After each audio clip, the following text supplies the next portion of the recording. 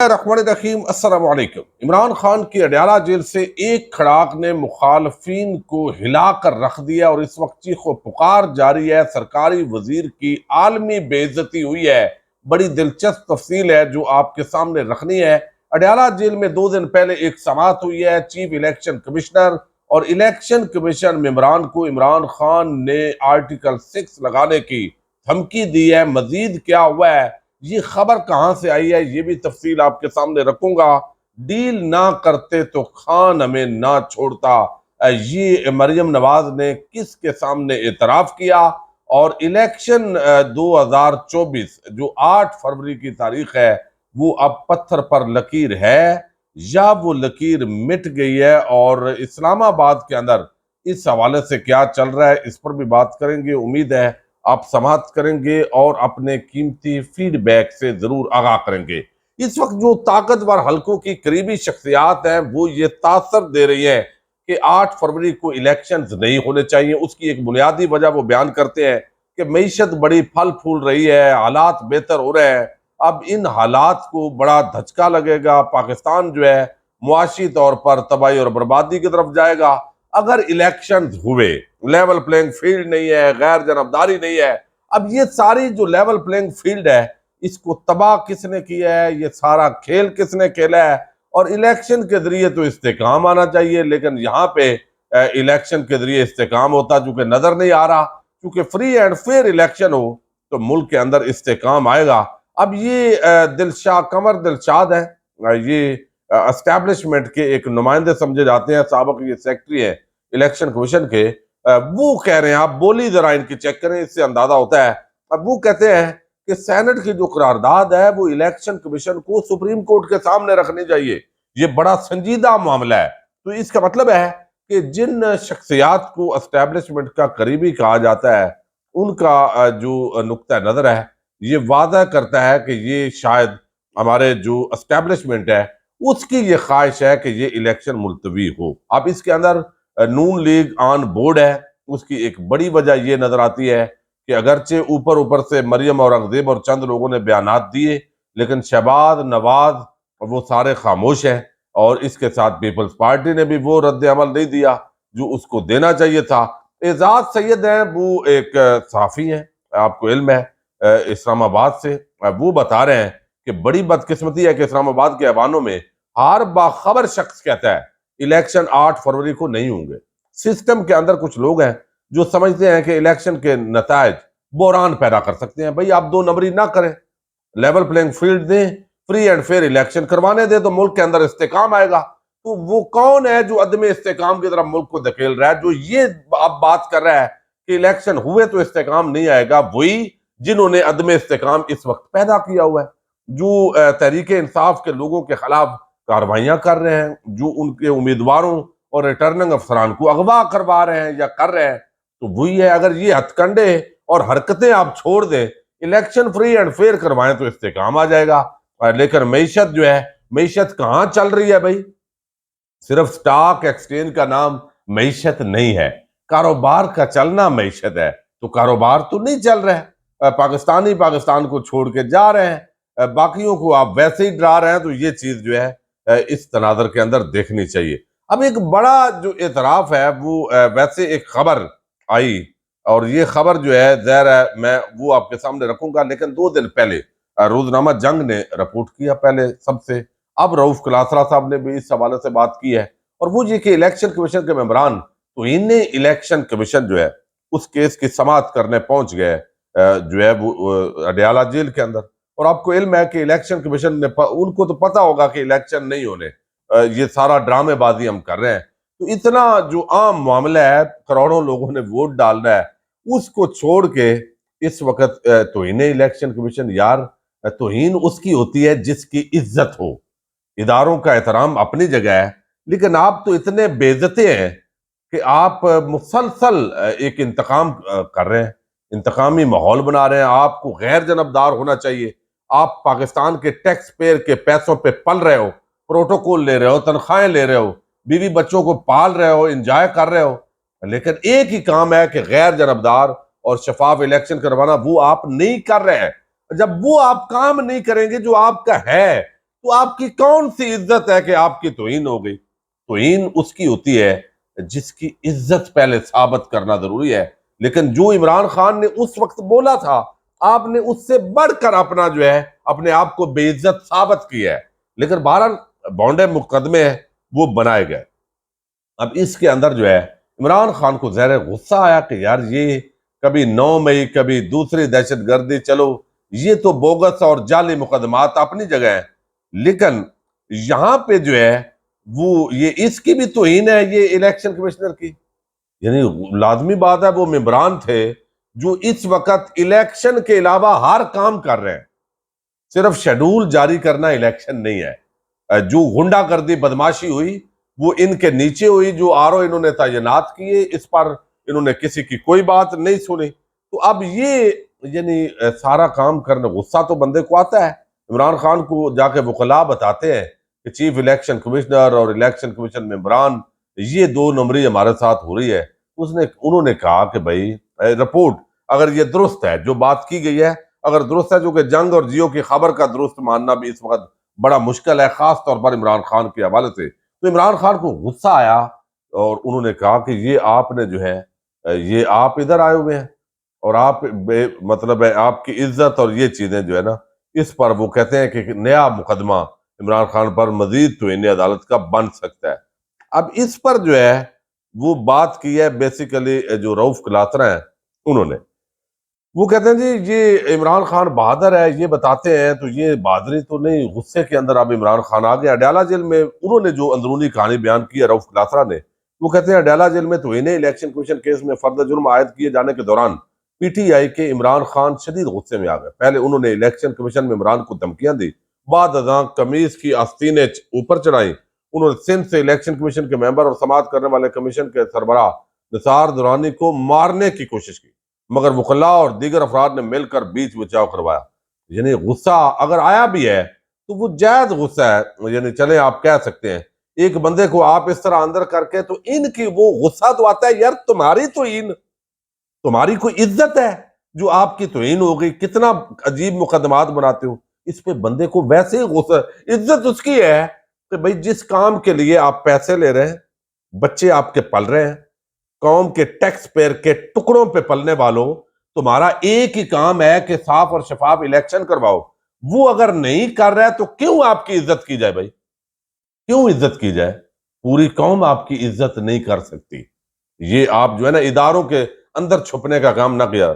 लेकिन बहरहाल अगर ये दुरुस्त है, वो कहते हैं इमरान खान करप्शन पर दूसरों को टारगेट करते रहे और आप मामला पलट कर उनकी तरफ आ गए हैं, इसलिए अब वो फ्रस्ट्रेशन और गुस्से का शिकार है। इलेक्शन कमीशन हुकाम में से एक ने इशारा किया कि इमरान खान ने तो इन अदालत कमीशन के एक और केस के मवाद फराम कर दिया है, तो क्या हो जाएगा? 200 मुकदमात आपने बना लिए जिसमें सजाए मौत का भी कर दिया है, तो आपकी तौहीन पे 6 महीने हो जाएगी, तो वैसे भी अंदर ही रहना है खान ने। तो वो यानी क्या है, यानी अजीब ये रिपोर्ट इन्होंने किया, दुरुस्त है गलत है, ये अलहदा मामला है। अब एक और बड़ा मामला मैं आपके सामने रख दूं, और वो इस वक्त ये है कि जो मुर्तजा सुलंगी नाम है उसका असल, अब वो जो है उसने, आपको इल्म है कि जो आलमी जरीदे के अंदर मजमून लिखा गया उस पर बड़ी तनकीद की। यानी ये अजीब किस्म का टाउट है और टाउट बनने की वजह से इन लोगों को नवाजा जाता है। तो ये सुरंगी जो है ना, इसने लिखा जो है वो द इकोनॉमिस्ट को कि ये एक सजा याफ्ता बंदा है और आपने उसका मजमून और ये साफती अखलाकियात और ये होती हैं, यानी बेशरम आदमी। बहरहाल काबज वजीर इतलात है इस वक्त। यानी तू सहाफत के आदाब सिखा रहा है, जो अभी नया दौर पे वजीर बनने से पहले यानी एक जो है ना वो जानबदाराना और सारे आप एंटी एस्टेब्लिशमेंट, असल में तो एस्टेब्लिशमेंट के जो है वो बूट पालशिए निकले हैं और आपकी औकात सामने आई है। तो वो द इकोनॉमिस्ट आलमी इदारा है। अब इसको इन्होंने किया ट्वीट और कहा कि ये हम जो है ना वो एहतजाज करते हैं और ये जो है वो आपने बड़ा गलत किया है, जेल से आपने ये किया है, तो किस तरीके से आपसे पहुंचा है। तो इस पर जो है वो द इकोनॉमिस्ट ने बड़ा थप्पड़ लगाया है और ये आलमी जरीदे का और आलमी लेवल की एक रुसवाई है।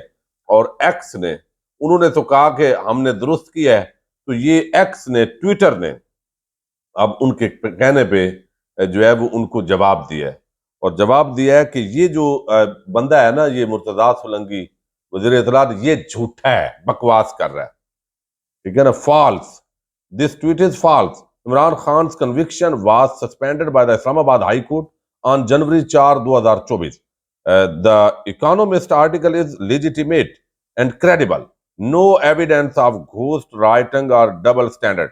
ये डबल स्टैंडर्ड, और उन्होंने कहा घोस्ट कॉलम है, असल में ये इमरान खान ने नहीं लिखा। तो ये जो किया है, तो एक्स ट्विटर ने कहा कि ये बंदा झूठा है, गलत बयानी कर रहा है, इस हवाले से कोई मटेरियल नहीं है, इमरान खान की सजा सस्पेंडेड है, तो झूठ ना बोल झूठे आदमी। ये अब देखिए, एक काबज वजीर हो बेशक, लेकिन निगरान वजीर तो है। निगरानी के अलावा वैसे ये भी एक कब्जा माफिया बन गया है, जो इस वक्त निगरानों के नाम पे पाकिस्तान के अंदर है, बेआइन हुकूमत। अच्छा, ये उन्होंने जो है वो किया है। अब इस पर बड़े तबसरे हुए हैं, लेकिन इससे भी बढ़ के आप देखिए, गरीदा जो है उसने भी यही हरकत की, उसको भी ट्विटर ने ठोक के यही जवाब दिया कि चल झूठी। अब जो है वो आसमा शराजी है, वो भी बयान कर रही है, बेचारी चीख रही है, ये कैसे आर्टिकल पहुंच गया। तो तत्ते तवे पे सारे बैठे हुए हैं, चीखो पुकार कर रहे हैं, परेशान है यार, जेल में हमने ख्वाहिश थी ये जाए और ये इसका बाब खत्म हो। अवाम के अंदर से भी ये जो है वो इसका प्यार खत्म नहीं हो रहा। हमने सारे टीवी चैनल, सारे टाउट साफी, सारे मिले, हम सारे जो एंटी एस्टेब्लिशमेंट बने हुए थे, एस्टेब्लिशमेंट की गोद में बैठ के हमने पनाह लेके तो ललकारा, तो अब हम तो बेइज्जत हो गए, कहीं के रह ही नहीं है। अवाम भी जूते की नोक पे रख रही है, और सारे टीवी चैनल जूते की नोक पे हैं। अवाम को कोई परवाह नहीं है, सोशल मीडिया बयानियां बना रहा है, झूठ एक्सपोज हो रहे हैं, और ये सारी चीजें ज़ाहिर है परेशानी है उस पूरे कैंप के अंदर। तो ये बड़ी आलमी रुसवाई हुई है। दूसरी तरफ जो मरियम नवाज है, ये डील जो हुई, जो कहते थे कि डील नहीं हुई, ए पॉलिटिकल एक बयानिया होता था, अब वो कभी किसी ने नाम नहीं लिया, याद नहीं रहता ना, कि यानी एस्टैब्लिशमेंट ए पॉलिटिकल हो गई है। कौन सी ए पॉलिटिकल भाई? ए पॉलिटिकल पार्टी, ये आप कह सकते हैं कि एक पार्टी हमेशा रही है एस्टेब्लिशमेंट। अब ये हफीजुल्लाह नियाज़ी है, इमरान खान के मुखालफ हैं, लेकिन ज़ाहिर है उनके कज़न भी हैं, लेकिन वो नून लीग के ही हमेशा रहे हैं हामी। अब उन्होंने कहा कि मैंने मरियम को ये बात की कि एस्टेब्लिशमेंट का ये ट्रैप है जहां आप फंस रहे हैं। जब ये डील हो रही थी, वो कहते हैं 2021 के आखिर तक जबाने जद आम के एस्टेब्लिशमेंट का इमरान खान से जी भर चुका, जी का जाना ठहर गया। एस्टेब्लिशमेंट का अपनी लड़ाई सोर्स आउट करना हमेशा से वतीरा रहा। खुशकिस्मती से हमा वक्त ऐसी सहूलियात बआसानी दस्तियाब रहती हैं। पिछले 10-12 साल की जांच पड़ताल किए बगैर आज के बहरान को समझना और इससे निपटना नामुमकिन है। दो राय नहीं कि इमरान खान के खिलाफ 8 मार्च 2022 को तहरीक अदम एतमाद को एस्टेब्लिशमेंट की ब्लेसिंग्स थी। इससे पहले 17 अगस्त 2018 को इमरान खान वजीर आजम मुंतखब हुए, तो 176 वोट भी एस्टेब्लिशमेंट ने मेहनत शाका से पूरा हुआ। अक्टूबर 2019 में फजल रहमान साहब का जो धरना है, मार्च, वो बेसिकली जनरल बाजवा की तोसी के लिए था। तोसी मुल गई तो इमरान खान जो है वो बाजवा साहब के लिए अफादियत उनकी खत्म हो गई। मौजूदा नई एस्टेब्लिशमेंट वजूद में आए तो उसको तरजीह ना तो शहबाज हुकूमत गिराना, ना तोसी मुद्दत मुलाजमत, और ना ही किसी जर्नैल का रास्ता रुकना है। इनकी पहली तरजीह इमरान खान का सियासी मक्कू ठपना है। ये इस मौजूदा एस्टेब्लिशमेंट की बात कर रहे हैं। एक किरदार जनरल फैज, जो जनरल बाजवा के इंतहाई करीब थे, ये नदीम अंजम के आने का जिक्र और सारा डबल गेम वो बात कर रहे हैं। वो कहते हैं मैं ये 2 डबल गेम हुई है, लेकिन एक उन्होंने बात की जो आम है आपके लिए। वो कहते हैं हफीज न्याजी कि मार्च, ये चूंकि उस वक्त नून लीग के आप समझे उनको कहा जाता था और थे भी, एस्टेब्लिशमेंट इमरान खान की ठन चुकी है। ये मुअद्दबाना गुजारिश है। मैं, वो कहते हैं दिसंबर 2021 में मरियम नवाज साहिबा को जाती उमरा जाकर मिले मैं। वो कहते हैं कि मुअद्दबाना गुजारिश है कि तहरीक अदम एतमाद आपके लिए एक जाल है, ये मैंने मरियम को बताया। एस्टेब्लिशमेंट और इमरान खान की ठन चुकी है। फरवरी मार्च 2022 में घुमसान का रन पड़ना है। तारीख में पहली बार ये लड़ाई एस्टेब्लिशमेंट को खुद लड़ने दे। मजीद नवाज शरीफ सियासत को इसका नाकाबिल तलाफी नुकसान पहुंचना है। मरियम बीबी का जवाब, जनरल फैद अगर आर्मी चीफ बन गया तो फिर अगले 10 साल इमरान खान ने जान नहीं छोड़नी। जवाबन बताया, मेरी बात गिरा से बांध ले कि जो सौदा एस्टेब्लिशमेंट आपको बेच रही है और आप नासमझी में या कुछ मफादातियों के मफाद में इसको खरीद रहे हैं, तो ये फ़कत तबाही और बर्बादी का महफूज रास्ता है। अब वो कहते हैं हीफ, इधर 8 मार्च को जैसे ही तहरीक अदम एतमाद आई, चंद माह की हुकूमत के असूल में नवाज शरीफ की 40 साल सियासत दफना डाली, 6 अर्जा फरोख्तन। इमरान खान का एस्टेब्लिशमेंट का मोहरा होना मुस्लिम लीग नून को मुंतकिल हो गया, जबकि नवाज शरीफ का मकबूल एंटी एस्टेब्लिशमेंट बयानिया इमरान खान ने आनन फानन उचक लिया और अपने सारे गुनाह माफ करवा लिए। ये एक सियासी नुक्ता नज़र से जो उन्होंने बात की है, तो यानी मरियम नवाज और ये जो जरदारी और इन सब के ज़हनों के अंदर ये डाला गया था कि भाई जल्दी जल्दी इमरान खान की हुकूमत को बदलो, हमारी आपको सपोर्ट है। ये हफीज न्याजी के जो माना है वो मैं आपके सामने रख रहा हूँ, नहीं तो इमरान खान खा जाएगा।